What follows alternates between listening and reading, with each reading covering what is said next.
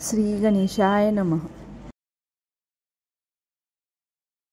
Hello, हाय, नमस्कार. श्री स्वामी समर्थ सगळ्यांना. कशा आहात तुम्ही? तुम्हा सगळ्यांचा आजचा दिवस खूप आनंदाचा आणि पॉझिटिव्ह जाऊ ही बाप्पा चरणी आणि श्री स्वामी समर्थांच्या चरणी प्रार्थना. तर आज आहे बघा गौराईचं आगमन. तर इथे बघू शकता तुम्ही किती गौरी आलेल्या आहेत एका ठिकाणी. तर इथे बऱ्याच जणी गौरी भरण्यासाठी येतात. तर आमचं खूप मोठं असं नगर आहे, ज्ञानेश्वर नगर म्हणून. तर त्या सगळ्यांच्या गौरी ते एका जागी भरतो आम्ही. तर आता आरती चालू आहे बघा गौरीची.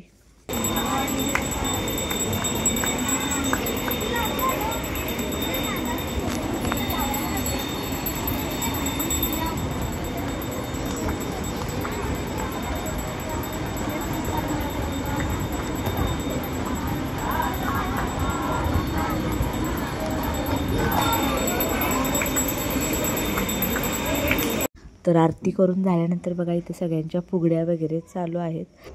तर फुगडी चढाव झाल्यानंतर बघा आम्ही दोघीजण इथं झिम्मा खेळत होतो. तर झिम्मा कसा आहे, इथं ज्या आहेत त्यातल्या दोघी तिघींनाच येतो, त्यामुळे आम्ही दोघी खेळत होतो. तर बाकीच्या सगळ्या फुगड्या वगैरे खेळल्या. आणि आम्ही ज्या साड्या नेसलेल्या आहेत त्या आहेत नारायणपेठ. तर इथे आमच्या मंडळातर्फे सगळ्यांनी एकसारख्या साड्या घेतलेल्या आहेत ह्यावर्षी. तर पहिल्यांदाच आम्ही अशा सगळ्यांनी सेम साड्या काढलेल्या होत्या, तर सगळ्यांनीच घेतलेल्या आहेत. तर आता झिम्मा खेळून झाल्यानंतर आम्ही थोडी गौरीची गाणी म्हणणार आहोत आणि त्यानंतर मग गौरी घरी न्यायची आहेत. तर व्हिडिओ कंटिन्यू करा. आणि तुम्हाला जर माझे व्हिडिओ आवडत असतील तर लाईक, शेअर आणि सबस्क्राईब करायला विसरू नका.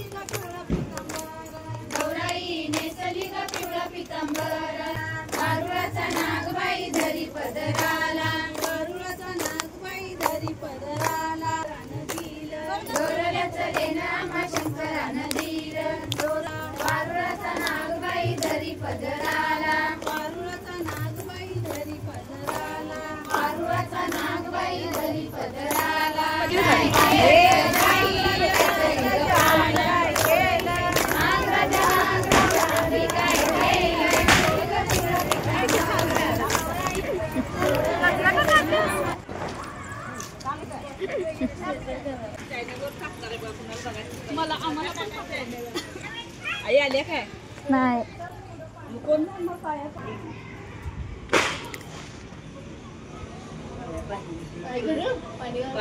घालायचं, डोळ्याला लावायचं, दोरी लावायचं. तर इथे बघा मी गवर घेऊन आलेले आहे आणि प्रतिज्ञा गौरीचं ऑक्शन करून तिला आत घेत आहे. तर बघा हळदी कुंकू वगैरे लावत आहे. तर तिला माहिती नाही, तर मी सांगायला लागले कारण आई गेलेली आहे देवळात कीर्तन ऐकण्यासाठी. त्यामुळे तिलाच मी सांगितलं काय काय करायचं ते, आणि त्या पद्धतीने तिने केलं. तर आता बघा गौरीचं आगमन झालेलं आहे घरामध्ये.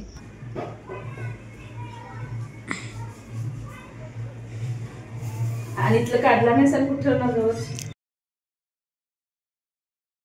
तर आमच्या इकडे आज गौरीसाठी असं मिक्स भाज्यांची मिक्स सगळ्या भाज्या घेऊन त्याची भाजी बनवली जाते. तर इथे आहे श्रावण घेवड्याची शेंगा, हे गाजर आहे माझ्याकडे होतं थोडंसं म्हणून मी घेतलं आहे. हा बटाटा आहे, हा दोडका आहे आणि हा पिकलेला भोपळा पण आहे आणि कच्चा भोपळा पण आहे. आणि हे मूग आहेत, ओले मूग, ओल्या शेंगाचे मूग आहेत. हे ओले मूग आहेत. तर यामध्ये ते ओले मूग टाकलेले आहेत. तर यामध्ये काय काय आहे बघा. तर ह्यामध्ये काळ्या श्रावण घेवड्याची शेंगा सोलून घातलेले आहेत, वरणा आहे, शेंगदाणे आहेत आणि ओले मूग आहेत. तर हे एकूण सगळे असे 9 प्रकारच्या आता भाज्या झालेल्या आहेत. तर ह्याची भाजी बनवायची आहे. तर आमच्याकडे अशा पद्धतीने बनवतात. आणि इथे बघा यामध्ये शेपू, मेथी, भोपळ्याची पानं आणि मुगाच्या शेंगाची पानं आणि कोथिंबीर एवढ्या भाज्या यामध्ये मिक्स आहेत. म्हणजे ह्या पण 5 भाज्या आहेत. तर असं 5, 9, 7 भाज्यांचं असं मिळून भाज्या बनवायच्या असतात. तर आता बघा मी भाजी बनवून घेते. बघा 2 मोठे चमचे तेल घेतलेलं आहे. यामध्ये मी जिरे टाकणार. तर जिरे फुलल्यानंतर यामध्ये कांदा टाकून घेणार आहे. कांदा चांगला परतून घ्यायचा. कांदा परतल्यानंतर यामध्ये लाल तिखट टाकणार आहोत. तर यामध्ये बघा 2 मोठे चमचे भरून मी लाल तिखट टाकलेलं आहे. तर हे आमच्या घरचं लाल तिखट आहे. वगैरे सगळं मिसळलेलं, त्यामुळे यामध्ये वेगळा कांदा लसूण मसाला वगैरे काही घालावं लागत नाही. तर आता यामध्ये मी भाज्या टाकणार आहे सगळ्या.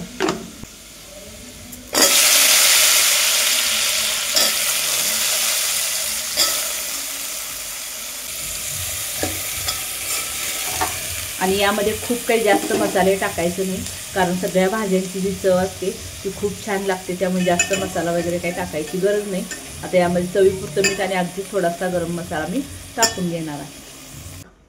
चवीपुरतं मीठ टाकणार आहे, अगदी थोडासा गरम मसाला आणि यामध्ये आता थोडं पाणी टाकायचं आहे, कारण बाकीचं आपलं शेंगदाणे, श्रावण घेवडे, शेंगाचे जे बी वगैरे आहेत ते शिजवून घेतलेले आहेत. फक्त हे बाकीचं शिजायचं आहे. यामध्ये आता मी वांग्याच्या फोडी देखील टाकणार आहे. तर हे काही शिजायला जास्त वेळ लागत नाही.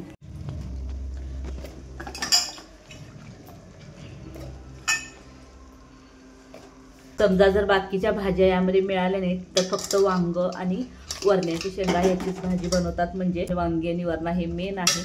तर हे लागतंच या भाजीसाठी. त्यामध्ये बघा 1 चमचाभर मी शेंगदाण्याचा कूट टाकलेला आहे. यामुळे भाजीला जरा जास्त चांगली चव येते. तर आता यामध्ये पाणी टाकून भाजी शिजत ठेवायची. यासाठी बघा पातेल्यामध्ये तेल घेतलेलं आहे. त्यामध्ये मी टाकलेलं आहे लसूण आणि लसूण थोडासा भाजला की त्यामध्ये टाकणार आहे बारीक चिरलेली हिरवी मिरची. त्यामध्ये ही बारीक चिरलेली हिरवी मिरची टाकून घेणार आहे.